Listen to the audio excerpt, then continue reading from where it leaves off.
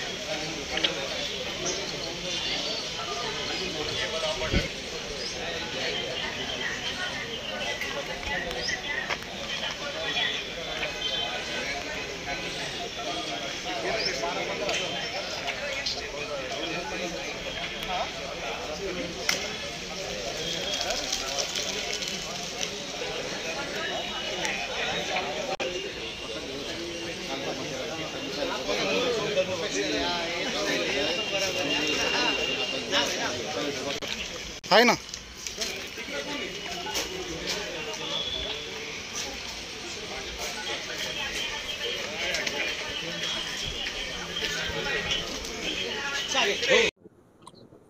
मागील एक आठवड्यापासून परिमंडळ एक अंतर्गत जे मोठमोठ्याने आवाज करत बाईक स्वार विशेषतः बुलेट स्वार फिरतात त्यांच्या विरुद्ध विशेष मोहीम सुरू करण्यात आली होती। या मोहिमेअंतर्गत जे असं कर्णकर्कश आवाज वाजवणारे सायलेन्सर आहेत असे बाईकचे सायलेन्सर बाईक स्वारांकडून जप्त करण्यात आलेले आहेत। संपूर्ण परिमंडळाअंतर्गत ही कारवाई करण्यात आली। केवळ एका आठवड्याच्या कालावधीमध्ये 111 सायलेन्सर जप्त करण्यात आलेले आहेत।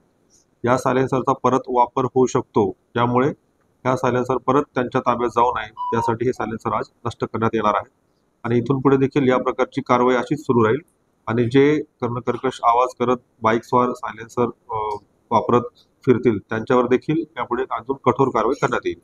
सर, हा जो नियम आहे हा हॉर्न साठी असणार आहे। हॉर्न तसेच सायलेन्सर दोन्ही जे आवाज मोठे करतात अशावरती कारवाई अशी सुरू राहील। एकूण किती सायलेन्सर?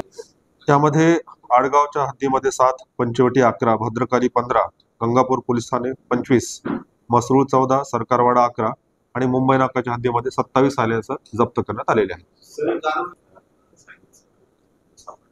सध्या आपण सायलेन्सर जप्त करून सायलेन्सर नष्ट करत आहोत, पण भविष्यात यामध्ये गुन्हे देखील दाखल केले जातील। काय आवाहन करणार याविषयी एकच आवाहन करता येईल की सायलेन्सरमुळे जे घरातील वृद्ध लोक आहेत, लहान मुलं आहेत, परीक्षा जवळ आहेत, चालू आहेत, त्या देखील लोकांना त्रास होतो।